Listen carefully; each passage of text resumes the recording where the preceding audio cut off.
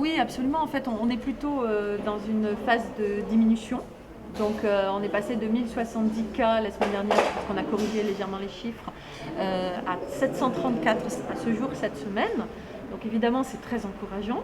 Tous les taux, les critères autres diminuent. Le taux d'incidence qui passe en dessous de 200 à 194 pour 100 000 habitants. Le taux de positivité qui passe de 22,5 à 19,11.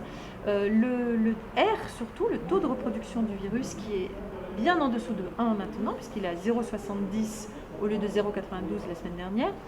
Mais bien sûr, ça nous permet d'espérer que ça va encore diminuer la semaine prochaine, sous réserve qu'on continue comme on le fait aujourd'hui. Absolument, c'est ce que j'allais dire, c'est qu'effectivement, le taux d'incidence en revanche des personnes âgées, aujourd'hui, des plus de 60 ans, est supérieur au taux d'incidence de la population générale, c'est-à-dire au-dessus de 200 pour 100 000 habitants. Ça m'inquiète beaucoup, parce que ce sont les personnes qui sont les plus vulnérables, qui souvent ont d'autres maladies, et donc ce sont des personnes qui produisent des cas graves et d'hospitalisation. Et on voit que malgré la diminution de l'épidémie, on a une tension hospitalière qui reste très élevée en raison du fait que les gens restent longtemps à l'hôpital pour le Covid, c'est-à-dire bien 3 semaines, et d'autre part, il y a toujours des entrées. Et cette semaine, on a eu 82 entrées à l'hôpital, ce qui évidemment est important, avec 32 seulement sorties à la maison en voie de guérison, et d'autres sont sortis en service de soins et de réadaptation, mais en nombre insuffisant pour être au-dessus du nombre d'entrées. Voilà. Donc ça va encore. Si encore on diminue, l'épidémie diminue, la tension hospitalière va encore durer au moins 15 jours parce que même si on diminue, on reste à 700 nouveaux cas par semaine, ce qui est évidemment très important et ce qui génère des cas graves qui nécessitent des hospitalisations. En fait, le virus du Covid-19 peut malheureusement tuer des personnes qui a priori étaient en bonne santé, mais on se rend compte maintenant que partout dans le monde, que c'est évidemment peu fréquent et que la plupart du temps, ce sont des personnes fragilisées par d'autres maladies qui vont s'aggraver à cause du Covid et qui vont malheureusement décéder. Écoutez, moi je sais que je suis allée visiter l'unité tenue par le service de santé des armées.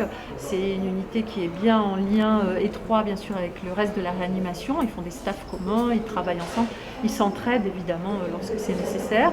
Pour ce qui est des réservistes sanitaires, ils sont répartis un peu partout dans les services, donc évidemment ils renforcent tous les services, que ce soit au CHU d'ailleurs.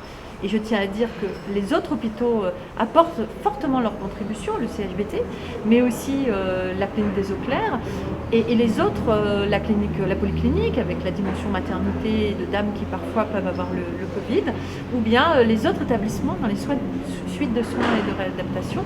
Donc tous ces établissements-là sont mobilisés et se coordonnent ensemble.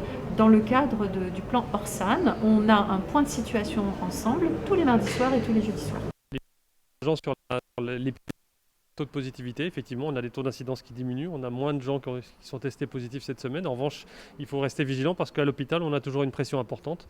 Il y a beaucoup de gens qui sont rentrés à l'hôpital cette semaine, il y a beaucoup de gens qui sont en réanimation et donc il faut être vigilant, notamment sur les plus fragiles. Et les bonnes nouvelles, c'est pour les restaurateurs si vous le souhaitez et pour les gens qui veulent aller au restaurant, mais il faut, je répète, il faut être vraiment vigilant. Et donc on a travaillé avec les restaurateurs sur un protocole sanitaire qui est renforcé, qui demande des mesures plus importantes, qui leur demande des efforts particuliers parce qu'on a entendu évidemment leur besoin d'activité économique, mais il faut que tout ça se fasse, et ils l'ont entendu, on a eu une réunion ce matin avec eux, ils l'ont très bien entendu, il faut que tout ça se fasse avec l'application stricte de ces protocoles. Il y a moins de gens qui seront admis dans les salles, il faudra préciser à l'entrée de la salle combien il y a de personnes peuvent être admis.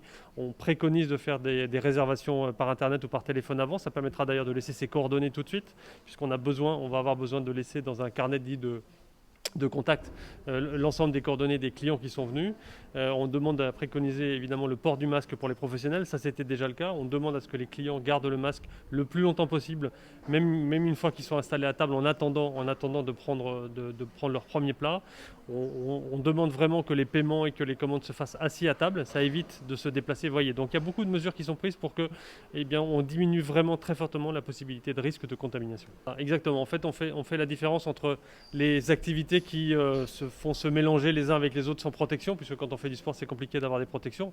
Pas en plein air cette fois, mais vraiment dans des salles fermées. Et donc je préconise que ne soient pas autorisés les sports collectifs dans les gymnases ou dans les salles de sport. En revanche, toutes les pratiques individuelles vont être désormais possibles. C'était fermé, comme vous le savez. Le juge m'a demandé de préciser les éléments, donc je le fais. Sport individuel, pratique individuelle.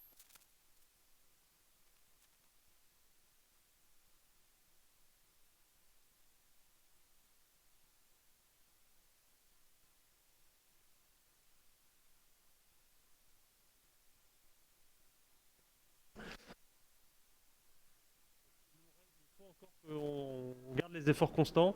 On a encore besoin de tout le travail qu'on a fait et de garder les mesures au moins jusqu'à la semaine prochaine. On fera le bilan dans une semaine et on verra si on est toujours sur un signal aussi positif.